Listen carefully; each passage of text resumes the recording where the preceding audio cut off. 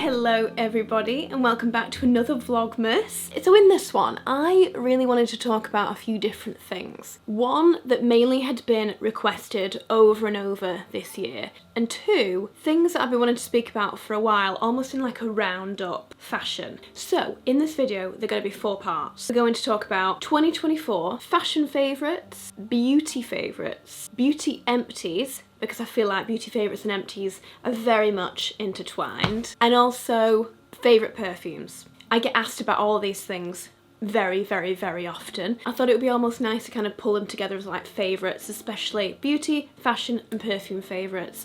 Throw in a little bit of empties just to kind of back up some of my points. This won't be extensive because I want to get a bit of everything in here, so it won't be like super extensive where I go through every single category of makeup, but these are the things I've just gone through all of my makeup drawers to find the things that really stand out as the items that I would take with me everywhere. So I reckon we get right into it. Let's start with beauty favourites. First up, technically not beauty, that's probably more of a fashion piece. However, I have this one and I have another one that have become my oh, in fact it's right here. I'll show you in a minute, it's full of stuff. I have these 2 bags as my makeup bags whenever I travel. So I have 2, one of which I keep all my brushes in and one of which that I keep all of my makeup in. I think they're so handy. They're just a really great size for this and they look so lovely. But these are the beauty pieces that are always by my side, I can always rely on. Okay, first up, let's start with foundation. This is a very well loved, well used, almost finished bottle of Clé de Peau Radiant Cream Foundation. I have 020. This is a medium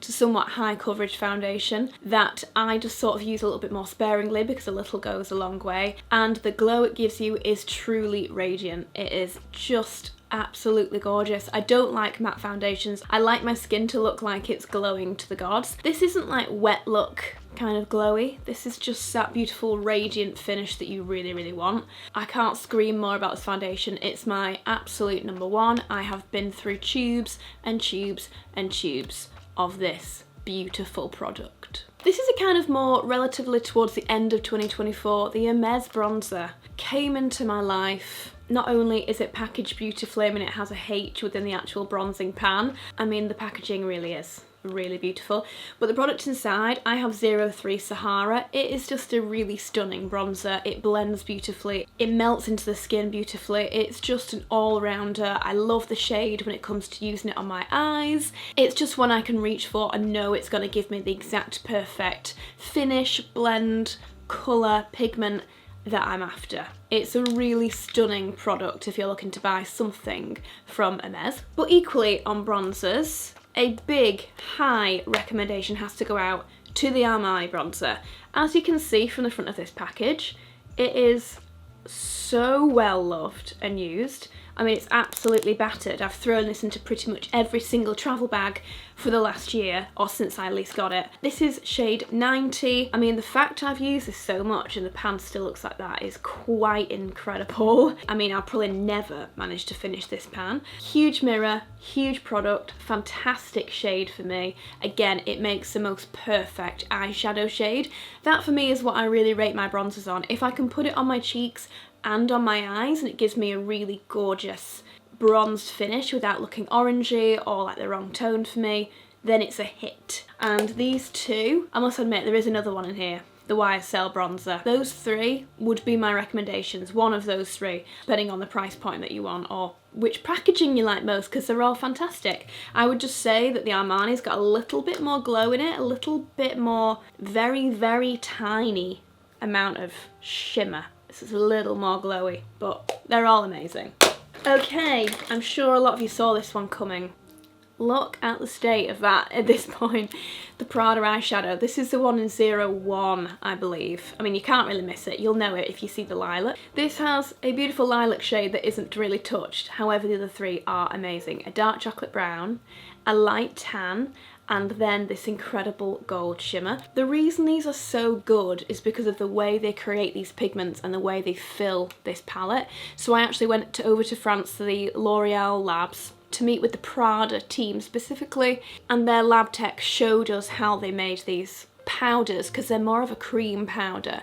They're super creamy. They fill the liquid cream upside down, so from the back of these palettes. So when they sit inside, they've come from like a liquid formula, so they're super creamy. I don't think I've ever had fallout from any of these products, and it means that this gold, I mean the gold in particular, I mean that's heaven. I mean look at that for a pigment. Absolutely insane. Like, it's absolutely amazing. I can't recommend this formula of eyeshadow more. It is absolutely steps and leaps and bounds ahead of most of my other eyeshadow palettes. If you bought one thing from what I'm about to talk about, it should be this palette. Favourite blush at the moment, again, a lot of these you'll be able to guess. If you watch my TikTok and you watch my YouTube videos, it's the things I use almost daily, but it's because I really love them. The Rhode blushes, at first, I mean, I must admit, I don't love the package. They're very, very cute. They're very cute, they're very different, but do I love the packaging? Not necessarily, I don't mind it, but the colours are really great and the formula especially is fabulous.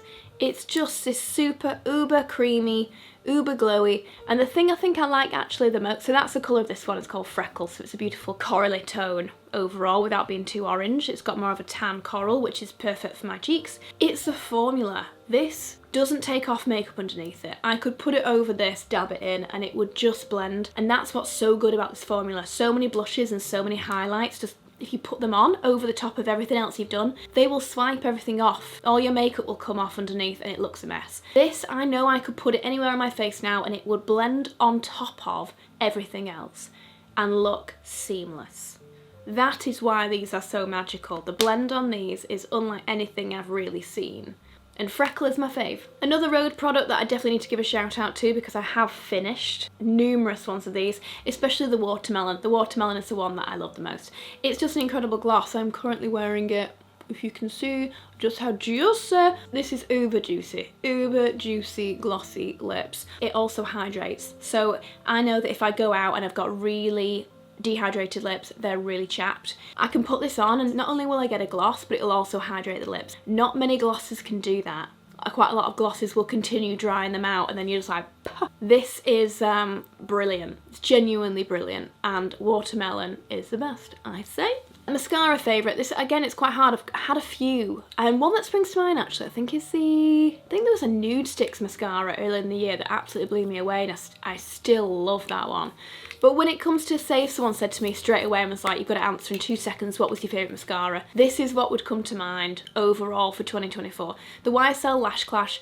I especially love the brown. The dark brown is really gorgeous, but I mainly wear black. I'm wearing it now. It can layer and layer. You can build this up and have like really voluminous lashes. Like, this is real big lashes. Super voluminous. It's lengthening, but mainly it's about that volume and getting thick lashes. One coat, you've got thick lashes. 2 coats, they're big. Like, they're big. So most of the time I'll just do 1 coat and that's all you'll need. It's thick black, really dark black, genuinely fabulous. Really great mascara. I stuck a load of brushes in here because they deserve an honourable mention. The Prada brushes, ever since I got them, straight away went into my brushes arsenal immediately and have never left. I use them absolutely daily. They have overtaken most of my other brushes in, depending on what brush they are. I mainly have the eye brushes. They're amazing, so soft, they blend beautifully. I have one kind of for everything that I need. I love the overall finish of these in the full metal. They just look cool and sleek, but primarily they just work like a dream. So look, I really love these. Ooh, another gloss mention, because the formula is so fabulous, the Clé de Peau lip gloss. This is in Mochara. Is it 302 Mochara? It's their golden gloss. Oh, there you go. You can really see that. Wowza. Can you see? It's so kind of pigmented with golden shimmer. It is just like, boom. Mega glossy, glowy, golden shimmer. Like, truly an amazing gloss find this year. Continuing with lips, the Valentino lipsticks. I think are my absolute favourites. One that does spring to mind as well, but I no longer have it and I really need it, is the Vive 90. Now that blew me away this year. It's an incredible pink, like baby peach nudie pink. Perfect, my kind of thing to a T, but I've run out. But the one otherwise would be Valentino lipsticks. They are creamy, they have incredible pigment. I love the overall packaging. They have this kind of gold bit down the side, which is really great actually to use as a mirror. It works brilliantly as like a little mirror. They just glide on like a dream. They're really beautiful, and the one I wear pretty much every single day is 114R. It is the best pink nude probably that I've found since Tilbury Kim KW, which I do still love. But the Valentino is like my everyday, have to have it with me at all times. Concealer fave would have to be, again, it's very hard. All of these things have been quite hard to choose, but mainly it's the things that I know I've used and used this year, and that would be the Dior concealer. And this is, I think it's a face and body concealer. No, Dior Backstage Flash Perfector concealer. I use 1 and I use 2, or is it 1N and 2N? Mainly what I love about this is this little brush. It comes with a little brush applicator, so it's straight on, dab, dab, dab, dab, dab, dab, dab. It's just really great coverage, like really good but glowy satin finish coverage that just blends beautifully. I so highly rate it. I feel like not that many people speak about it that I see, and it is a dream of a product. I think it's fantastic. Then we have powder, and the NARS powder is the one that I've used continuously and nothing else for 11 months. I've just gotten Prada powder, which looks like this, but inside it's like a green powder. I've been using that for the past week or so, and I'm loving it. However, this is what I've used, and I have 2 of these that have hit pan. Quite frankly, it's unreal. It's amazing. Soft Matte, is it the Soft Matte Advanced Powder? This is in the shade Creek. I also have the lighter one as well. I couldn't rate this more. It doesn't take away the glow, but it just mattifies the areas you need whilst softening and blurring out pores at the same time. It's truly magnificent. Eyeliner, the VB Cocoa Liner. I think I've been through a couple of these this year. It's absolutely brilliant. It is such a gorgeous deep brown. I'm wearing it right now. I wear it pretty much every day in my waterline and upper lash line, and I blend it into a little wing, and it just looks effortless and chic, the way that Victoria Beckham looks whenever she puts it on. But these kohls are so famous for a reason. They are so easy to glide and so easy to blend, but you have to blend them immediately. Like, you can't do both eyes and then go back and do both eyes. You've got to do one eye at a time. That bad boy is setting when you've blended it in. It will set, it won't move. It is truly beautiful, and they have so many shades now. And last but not least is the Valentino Brow Trio. This is just a really clever product. It's not only got a spoolie on one side, on the other side is a pen, a stilo, which I must admit I don't use as often, but it is really brilliant. And I would use it if I needed to. But the coolest thing, I think, is that this part pulls apart and reveals a kohl liner. And then in here, this just draws over everything. It's pigmented, it works so well, it's waxy. It's just the brow product that I've always wanted, and it's the one I reach for the most. And the fact I've also got a spoolie in there at the same time is just super handy. And then if I do need to be a bit more precise, this is honestly fantastic. So those are like top beauty faves. Now the thing with makeup beauty faves, truthfully, I don't often get to the bottom of makeup unless it is lipstick or potentially like an eyeliner or a mascara. However, when it comes to skincare, you do go through it a lot more quickly. So I've been so desperate to film this video because I have had a basket underneath my sink now for months building this up. I really wish that I'd started this at the very beginning of the year, and I haven't. I only started collecting these empties about 3 months ago, and I'm really gutted. No, less than that, 2 months ago. And so I'm gutted. There's a lot of extras in here that should be in here, but at least this will give you a bit of a feel for what is empty and what I've used up. Honourable mention needs to go to this Garnier Micellar Water, which has been a favourite of mine for absolute years. I've mentioned this on and on and on and on. This is just my travel version. I often get the huge chunky ones and I refill this, and I keep this forever as my travel one. If I had empties of all of those, not only would I need probably a second bathroom to keep them all because they're this big, but I must go through 1 a month, at least, something like that. It is the best for sensitive skin. It's not oily. I hate oily micellar waters because the oil seems to get into my eyes and just sit there floating around. It also breaks down LVL lash lifts, so that's another reason why I don't like oily cleansers. This is just super sensitive, doesn't upset my skin, doesn't irritate it. I can get it in my eyes and it won't burn. I mean, I don't recommend it, but if I'm rubbing over my eyes, it doesn't hurt. And it takes off everything. I just don't think you can beat it. I really don't. Now, this one isn't empty. However, I threw away the one that was empty because it's a glass bottle and this is heavy. That was right before I started collecting. However, you guys saw me buy this a few weeks ago in Manchester and look how far down I already am on this. Can you see? It's here already. So that's a quarter, at least a quarter already gone, which I'm gutted about. The Ilia base face milk. So like I say, I've already gone through a whole one of this. Then I moved on to the Laneige milk to try it. I got about a third down of that and realised that I prefer this one. Then I went on to the Road glazing milk. Again, gorgeous product. Probably used about a third of that and then was like, oh, just buy it again. So that's why I rebought this one.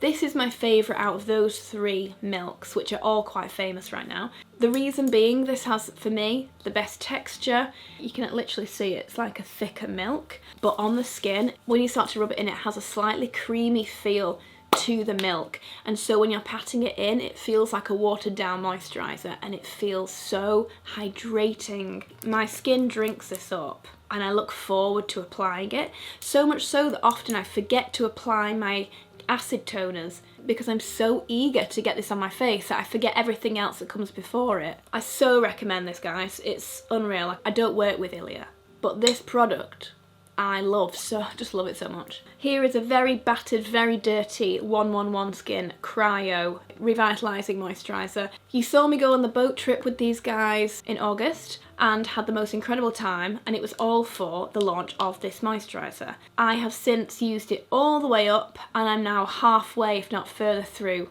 a new bottle. And I would be easily through that and onto another one if it wasn't for the fact that I had other moisturisers and I was like, oh, maybe I should use up those before I start using another. However, I missed it so much I had to go back to it. This is truly an exceptional moisturiser. The way my skin looks the morning after I've used this overnight, it's almost like my pores have tightened. Everything is like pulled together. It looks smoother, the complexion looks brighter. Everything just looks like uniform. If that makes any sense. I just remember the first few times I used this and I'd literally been in the mirror going, what? And I was like, Alex, look at my skin. And he was like, yeah, it just looks really healthy and like refined. It's just like the skin just goes zoop, genuinely. I can't explain the kind of transformation overnight that you see from this product. It's really exceptional as a moisturiser. Again, a few weeks ago you saw me buying a new one of this, the Tatcha Matcha Cleanse. This is a fully emptied bottle. It's brilliant. Daily Clarifying Gel Cleanser. Do you know what? I actually don't really know what's even in this. I just know that it works brilliantly for my skin, which is very sensitive. This just cleans everything up beautifully. It's just like a gel feel cleanser.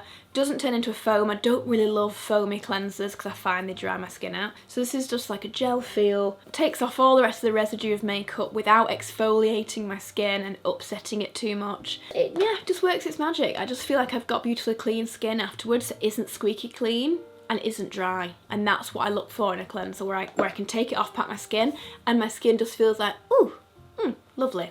Like happy. Just the same as it would be if I woke up in the morning. Do you know that feeling of just like happy skin? Like that's what it feels like after I've used that. Again, I have thrown away bottles and bottles and bottles of this serum already. It's an absolute gem, the Vino Perfect Brightening Dark Spot Serum. Genuinely, I must have gone through 5 or 6 bottles of this at this point, I think. I've currently got one on the go as well. It's really brightening. It is super hydrating. I'm trying to think what I really get from this product. Hydration, definitely brightening, and like this evening of the skin tone. Like that's what you get from this serum.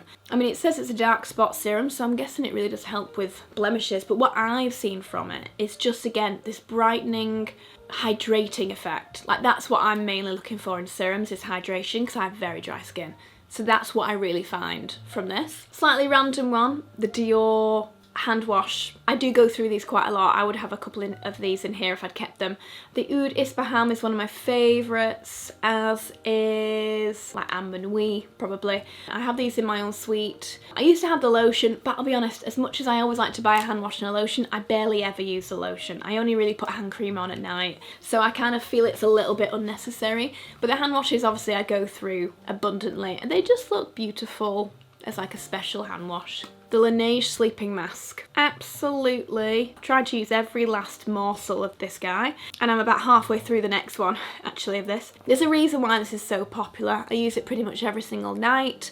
It is just kind of a gel feel, quite thick, but hydrating, non-sticky feel lip balm. And I love the feeling of just putting it on and letting it just sit there as this gorgeous, not like heavy thick, but just like a beautiful layer of this comfortable gel that is super hydrating, and my lips just love it. As does Beau, he likes to lick it off all the time. The Omorovicza Silver Skin Tonic. This is all gone, and sadly they've discontinued it. This was kind of like a secondary acid sort of toner for me. It's not super acidic. I think it definitely had like a salicylic acid in here, but it was like a really lovely, gentle, kind of tonic toner for me, and I loved it, and they discontinued it, so I'm really gutted, but it was absolutely brilliant. Another cleanser that I've been through masses of is the Zedo Exfoliating Cleanser. Normal to oily skin. This is more of an exfoliating cleanser. It does have these little tiny beads that like pop when you put it on. It doesn't feel exfoliating, like it's not like a sugar scrub in any means, but again, I found my skin was super clarified with this. Again, not squeaky clean, just like the way I like my cleansers, where it just leaves my skin feeling happy, non-sensitive, hydrated, and it's really brilliant. The little Clé de Peau Fortifying Emulsion. Again, I've been through countless of these, but I have a number of minis that I love to take with me as skincare. Rather than taking my big tubs with me, I have those in my skincare here, and then I take my minis. I've been through so many minis for that reason. Again, I can't rave enough about this moisturiser. You've heard me talk about how fantastic it is. It's creamy, it's a lightweight cream, it melts into the skin. This is the one that I use overnight, or if I don't want any SPF on, I'll use it during the day. It's absolutely glorious. It is such a comfortable, beautiful cream that just uber hydrates the skin. Again, this is one of a mass of shampoos and conditioners that I could show you at this point. The Redken Acidic Bonding Concentrate Conditioner and Shampoo. I don't only talk about this in ads. I use it and have done now for years continuously. I've said it before, I'll say it again. I only use this Redken, or I use Larry King shampoos and conditioners. I don't go any further from there. Intense conditioning, fortifying, optimised for coloured hair. I mean, the shampoo is similar. It's all about building the bonds and strengthening the hair. And again, I think it's probably one of the reasons why my hair has grown so much, because it stayed so strong because I've been using this shampoo and conditioner. And it makes me so happy, the amount of you that have discovered this range because I've spoken about it. It's a genuine recommendation. Anything that I do talk about in ads is always a genuine recommendation because it's excellent. This is absolutely one of those things. I mean, right now is the perfect time to buy this sort of thing because they always come in the packs with the shampoo. Another Caudalie product. Oh, do you know what? I don't actually think I said that was Caudalie, the little serum. That was Caudalie as well. We also have the Caudalie Vino Perfect Sorbet Cream Moisturiser. My God, is this hydrating. This came into my life at a time where I just had some kind of dermatitis breakout. My skin was going crazy and all I needed was super hydration 3 times an hour. And I slathered this on, and sorbet is the perfect way to describe this. Sorbet cream. It's almost like a gel cream, super lightweight, almost feels a bit cooling because of the style of the formula, and my skin just soaked this up, absolutely soaked it up. This is the one for normal skin. They have a variety, but I genuinely can't rave more about this moisturiser. If you're wanting something super hydrating, these are brilliant. And again, I can't describe how many of these I have gone through this year. I mean, obviously it's a tan. You go through them fairly quickly. This is probably my favourite, alongside the Ultraviolet from the same range. So Saint Tropez is my one and only. Saint Tropez Luxe Whipped Creme Mousse is what I use all over my body. If I'm not using this, then I use the Saint Tropez Ultraviolet. It's the one they brought out this year in like a purple tube. It's their like ultra dark one. It's only ultra dark if your skin accepts tan to be ultra dark, by the way. It's not going to suddenly be ultra dark on everybody. It's all about how your skin accepts the chemicals within the bottle. So I never go dark, dark, dark. But it certainly helps a little bit, that's for sure. So both of these really give me a very similar colour. I think I just really like how moussey this is. I like the way it applies. And I also like how hydrating this one feels afterwards on the skin. But yeah, Saint-Tropez, it's my tan of choice, if you ever wonder. And final empty, again, another moisture. Oh no, this is a serum, the Lumineux Weightless Serum, the Nordic Sensitive Weightless Serum. Again, these two came into my life at the same time when I was like, my God, what is going on with my skin? I just need hydration. And luckily these two were a powerhouse together. Super sensitive for my skin, very, very, very hydrating. The perfect kind of gel, lightweight formulas that I just wanted to be able to put on without moving, without hurting my skin by touching it too much. Like these just glided over the skin and just gave me so much moisture back into my skin. In fact, seeing this again makes me think I really need to buy another one of these because it was stunning. Like Lumineux is a skincare brand that I have talked about for years and I would so highly recommend. In fact, it's quite amazing that in here, what's so nice is that in here are a number of products that I have raved about for years, a number of brands. So not only Omorovicza, Caudalie, Lumineux, Clé de Peau. For a number of years, these have been like the only things that I've really used. It's kind of nice to be able to show you the empties and show you I'm really genuinely using them. So that was beauty empties. I feel like let's just continue with the beauty. Let's do the perfume favourites first and then we'll finish with fashion. Yeah, I brought them all down in the other Dior travel case, like I mentioned. I've literally just thought, right, which 10 perfumes would I recommend right now? And the reason I've done that rather than 2024 is one, my memory is a bit crap, and two, quite a few of these have been throughout 2024 and I've got a couple of recent new favourites and I thought it might be a bit more interesting to talk about the things that I'm really, really loving right now. So I hope that's okay. I mean, I recently did a TikTok on my top kind of 5 of the moment, and so this is a bit broad. I'm going to quickly talk about 10 very quickly. Okay, let's start with the ones that I know super, super well in terms of what's in them. The Valentino Coral Donna. I've mentioned this recently in another video, so very quickly with this one. Not only is the packaging fabulous, these fragrances in general, you can't go wrong with any that you buy. There is a green that's a bit more kind of appley, fruity. There's a pink, there's a deep pink. The Coral Donna is the one that I love the most.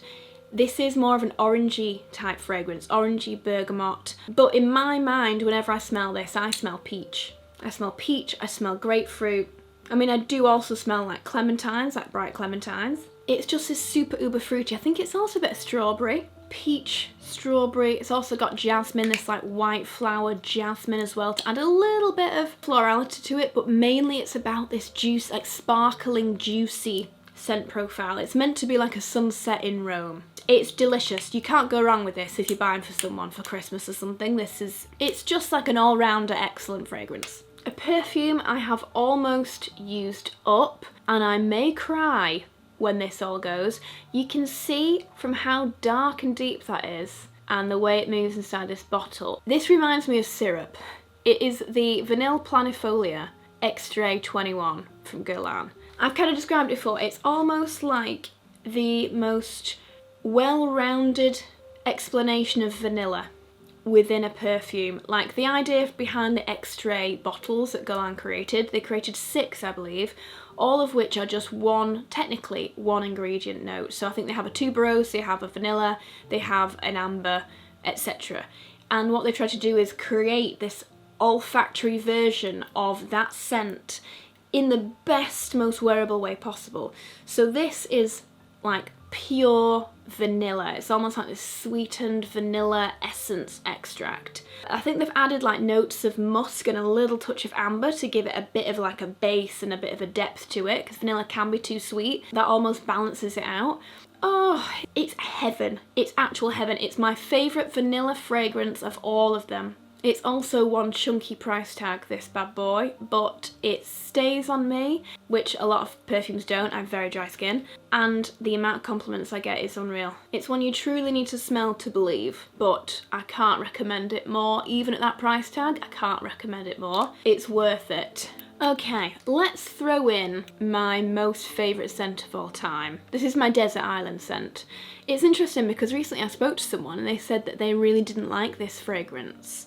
So I feel like it's one that is either an absolute love or a not sure. I can't tell you how much I adore this fragrance. It is just a sexy, confident female smell, and I love how unique it is. There is nothing like this on the market that I have smelled. So the key thing to this is tuberose. It's got some ylang ylang, I think it's also got some jasmine. It's also got this cashmere and wood and benzoin at the base. So it's like woody at the base, but then that's like lifted by this tuberose smell, and I think that is the thing that people find polarizing is tuberose. You either love it or you don't. Apparently I love it, especially in this mix. Also has amber. Again, I love amber. I find that a lot in most scents, that I just really love that deep rich tone of the amber. And also pink peppercorns, so it's got this spice to it. You've got the white flowers, you've got a little bit of orange blossom, you've also got tuberose, but then you've got this woodiness and these kind of this benzoin depth, and then you've got the pink peppercorn spice. So it's my number one because it's so unique. There's nothing like this, nothing smells like it. It's divine. Fleur's Missing Person, again one I rave about all the time. Oh, it is divine. This is musks and it is like skin scent notes. The whole premise of this is that it's supposed to smell like someone that you remember. It's meant to smell like a memory of someone because it has that skin kind of note to it. I've smelt a number of skin-like, musk-like scents recently like this, and this is my favourite by far. I have heard this described as a scent that some people can't smell that much, and I do get that sometimes with musk smells, but not with this one. It's light, it's feminine, it's pretty, but it's ageless. It's very ageless. But the musks are so enveloping and it's like a big hug in a scent. I just kind of wish I always smelt like this. If I could have one smell to always smell like my body would smell like, it would be this fragrance. I mean, keeping with musks, that's when I want to shout out Narciso Rodriguez. Pure Musk. I have two here, Pure Musk and Musk Noir, because they are layered beautifully. They layer like a dream. In a sense, it has a similarity because of the musk to this one, but this one just has a more feminine roundness to it. This is a bit brighter and a bit fresher and a little more androgynous, not quite as feminine as Missing Person. It's bright, it's light, it is very wearable for most occasions, but still very kind of day wear, like fresh out the shower, spritz this on, it's fresh. And again, like Missing Person, it has cashmere. So again, it's that very soft, the really soft notes that feel very enveloping. But this also has like citrus notes, so it's a lot more bright. It makes your nose sort of go like, oh, this doesn't have that, Missing Person. After you smell the musks and that cashmere and kind of warm hug, it stays feeling pretty and soft and not sweet as such, but very balanced, whereas this is that big warm hug, but with like a zing at the end, a freshness. It's one of my favourites for a reason. I've been through bottles and bottles of this. These are the little travel size ones, which are fantastic. But then I like to layer Musk Noir over the top. Again, it has the musks, so it sits beautifully with this. But this has like a plum note at the very top, which is kind of like the zing of the other one. A little bit more fruitier overall, but then it has suede leather, which kind of pulls it a bit deeper and a bit richer. So it's overall a little bit more androgynous, slightly more masculine in the kind of scent profiles. So with this, it just creates this beautiful balance of everyday with like a little bit sexier. The two are an absolute dream of a pair. Slightly newer one to my collection and favourites list. Victoria Beckham 2150 Reverie. There's no guessing why I loved this fragrance. Amber, cedarwood and tonka bean. So you've got the kind of vanilla notes of the tonka bean, you've got the cedarwood, and then the ambery notes. I'm just a sucker for that. That's like my usual profile of things that I like. As soon as I smelt this, I knew this was going to be one for me. Those kind of notes can sometimes sway a lot more masculine. This stays, I feel, a little more feminine, very confident, very kind of sophisticated feminine finish. Mature but not old-fashioned. The tonka bean in this very much makes the cedar and the amber a little more feminine. So this does feel a bit more of like a vanilla-y amber fragrance. The 3 key notes there together. Slightly more tonka bean in this. Keep it feeling a touch more feminine, sexy, sensual, very sophisticated. I love the bottle. Like the way they've designed these, they almost look like little whiskey flasks. She's made 4 other fantastic fragrances, but this one blew me away. This is like date night vibes. Now, talking of date night vibes, equally, having a weapon with you on that date. It was so funny the first time I showed you guys this, you were like, I thought you were going to poke your eye out when you pulled the top off it. It's pretty lethal. I mean, not really, but it's a lot. However, it's an incredible bottle. The other day, I was picked up by a driver to take me to the Grove on a press trip with Joe Malone, and I was wearing this. And the driver asked me what it was so we could buy it for his wife. And I was thrilled. I had to write it. He was like, can you please, I told him 3 times and he was like, liqueur, Christian Louboutin. Okay, great. And he was like, can you please write it down for me? And I was like, okay, fine, yeah, great. I was actually thrilled. I was very thrilled on the inside. This is the most new to my collection and I'm absolutely smitten with it. Not only is the bottle incredible, but this scent is truly dreamy. For me, it kind of falls into this kind of category. Both are very deep, rich, sexy scents, but this one goes more into the leather categories. Suede leather, deep, rich, sexy, slightly more masculine. But the reason it stays more feminine is because it has osmanthus florals. So it pulls it back from being too masculine with the leather, the suede leather, and just keeps it just in the femininity that it just needs. Don't get me wrong, I love a masculine fragrance, but this just sits perfectly in that like sophisticated, sexy female genre. Just cannot get enough of it. Neither could that taxi driver apparently. Viktor & Rolf Flower Bomb. Flower Bomb has been my favourite since I was age 16. You all know the story. It's pretty much the first perfume I bought when I had like my own money and was able to spend £90 on a perfume. This is their latest creation, Tiger Lily, and it's kind of gone in as my favourite, I think, of the flower bombs. I mean, I'll always love Flower Bomb, but if we're talking about like right now in 2024 and what I'm really loving, Tiger Lily is the one. And again, it kind of makes sense for me. It's got obviously extreme florals as Flower Bomb would. However, as soon as you first smell this, it's this like warm, soft coconut smell. For me, it almost feels like the tropical island version of Flower Bomb. You've got mango, Tiger Lily accord, and coconut mixed in to this kind of floral feel. So the coconut makes it a little bit more milky, a bit creamier, but then it's fruity with the mango. And you don't get that from the original Flower Bomb. I've literally just spritzed it. And then you also get this benzoin deep finish at the base to just ground it a little bit. Flower Bomb is obviously, as the name suggests, flower explosion. This keeps the florals of the original, but like I say, it's like it throws it into a desert tropical island and it gives it some mango, it gives it some coconut, and Tiger Lily accord, so you get that kind of beautiful round floral of the Tiger Lily.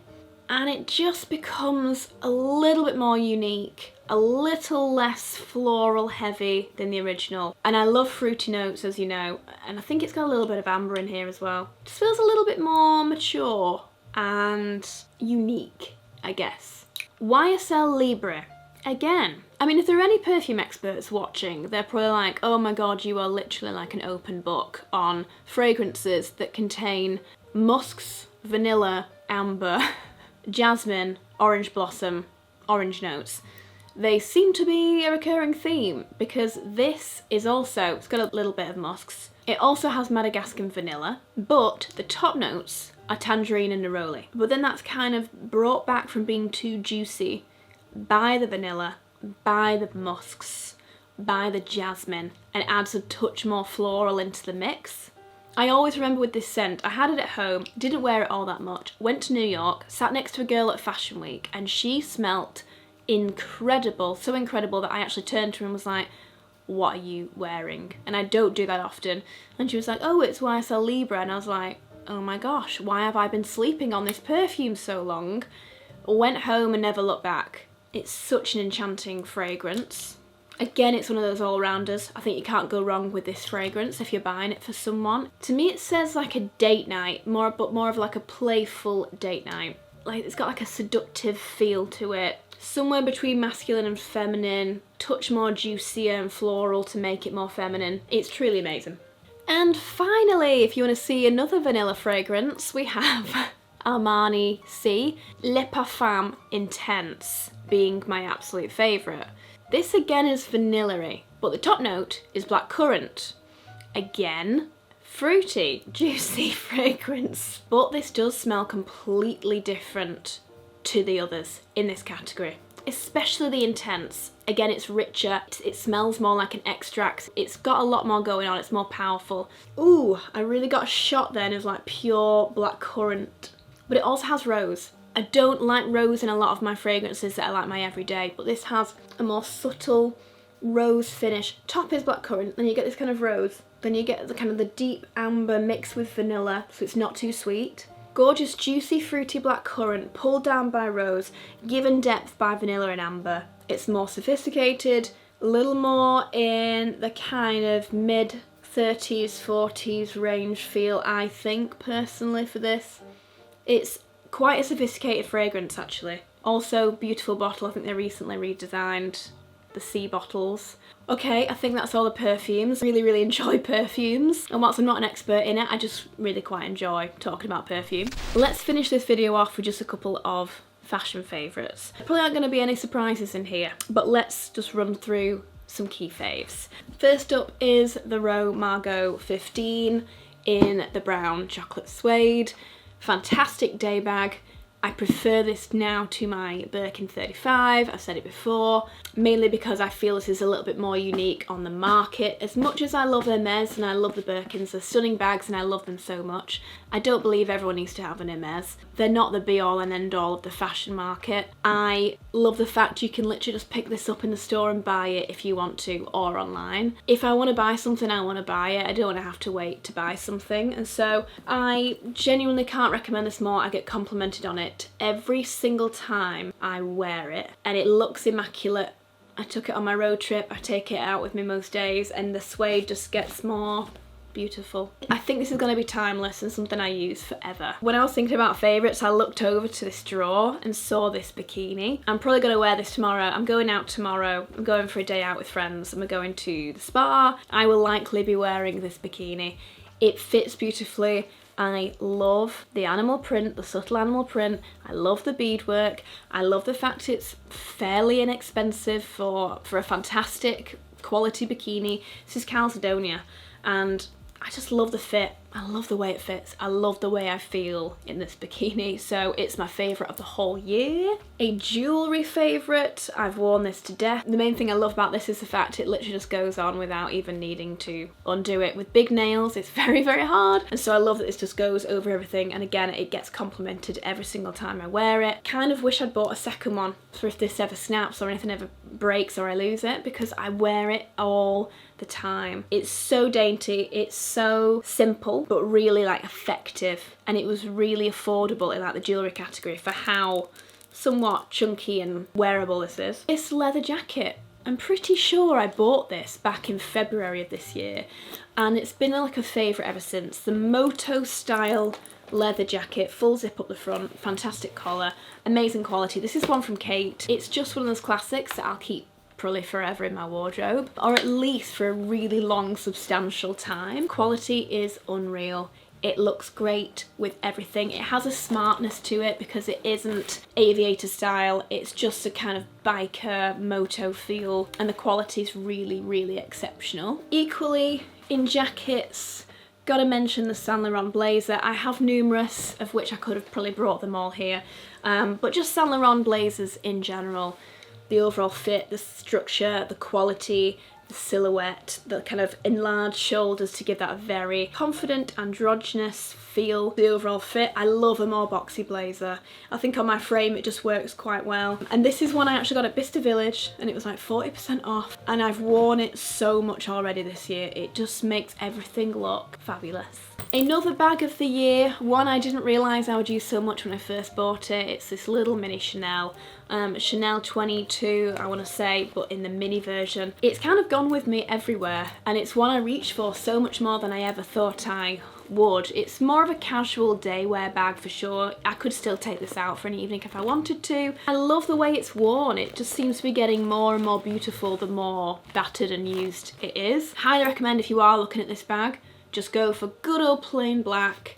You can throw this around and use it as much as you want and it'll only look better. In the heels category, I think it's got to go to these beautiful heels. They're a real dream. I feel like so many people have these because they are so unique, so stunning with the big golden toe. And obviously they do also say YSL, which is always nice when you're spending so much money on an item. It's always nice to have a logo somewhere to show where you got it from. Let's be honest, that's just the way the world works. And so I think that's why these have done so well, because they're emblazoned, but in a really cool, subtle, fun way. Super sexy style. All Saint Laurent heels I could have put in this as my favourites. It would be hard to really choose across the board, but I would say these are the ones that I'm so happy that I bought. But if I haven't been wearing those, and then I have been wearing these, the Jimmy Choo Arias, they're not necessarily like my favourite ever shoe ever, but they're the one I've reached for pretty much for every event, a lot of weddings.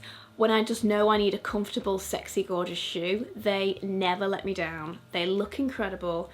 They really are so flattering on the ankle and on the foot. They come in so many colours. They're just a bit of a dreamy, dreamy shoe. Then I've got a pair of sunglasses to shout out, of which I have 2 of the same pair. This is the YSL Mika sunglass, and I have them twice in black because one pair I scratched badly. Bought another one and then scratched that too. So these do scratch easily. I don't think I've ever scratched sunglasses before. Easier than these are scratched. But it might be because I use them that often that they're always in my bag and they're always next to keys or always next to my ring or something and they get scratched. But the overall shape I'm obsessed with. I think they're so cool. They go with everything. I'd love to be able to put my new watch in here, but I can't. It's early, it's too early days. To be honest, I'd probably put my Bulgari watch in here, my beautiful Bulgari Serpentine watch in the gold. However, it's currently getting a new battery and being cleaned by the Bulgari team, so it can't be in here. But up until the point where I got this Cartier, I wore that every single day and again get complimented on it constantly. But yeah, I think that's it. This has been one hell of a video, but I just wanted to compile all of kind of my favourites of the year into one video. So I hope that you've enjoyed it. I'm really enjoying putting these videos together for Vlogmas right now, so I hope you're enjoying them. Sorry, I feel like I can barely speak anymore. It's almost midnight and I'm filming late and just wanted to get this out for you guys, so I hope you've enjoyed it. If you're brand new though, make sure you do subscribe. But for all the rest of you, thank you for being here again for another video. I will likely see you tomorrow for the rest of Vlogmas. I hope you're enjoying it and I'll see you soon. Bye.